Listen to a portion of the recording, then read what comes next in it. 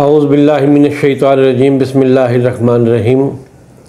Welcome to YouTube. Hakim Ahmad Raza Diwan हाज़िर खिदमत है।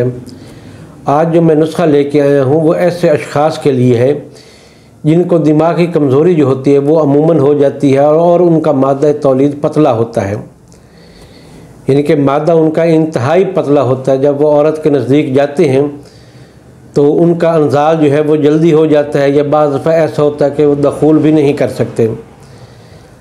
दूसरे लफ्ज़ों में अगर ये कहें कि वो औरत पर कादिर ही नहीं हो सकते तो ये बेजाना होगा।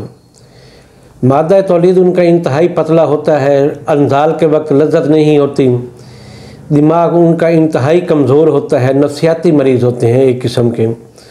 तो ऐसे अफराद के लिए एक बहुत ज़बरदस्त सा नुस्खा है और मुख्तसर सा नुस्खा है कि आपने इस तरह करना है कि 1 तोला चांदी, 1 तोला मरजान, 1 तोला मरवरीद और इसमें 6 ग्राम आपने जवाहिर मोरा शामिल करना है।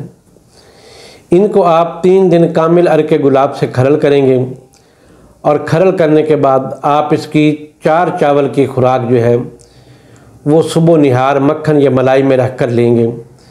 तो इंशाअल्लाह ताला ऐसे अफराद के लिए ये नुस्खा बहुत ज़बरदस्त चीज़ है। इजाज़त दें, अल्लाह हाफ़िज़।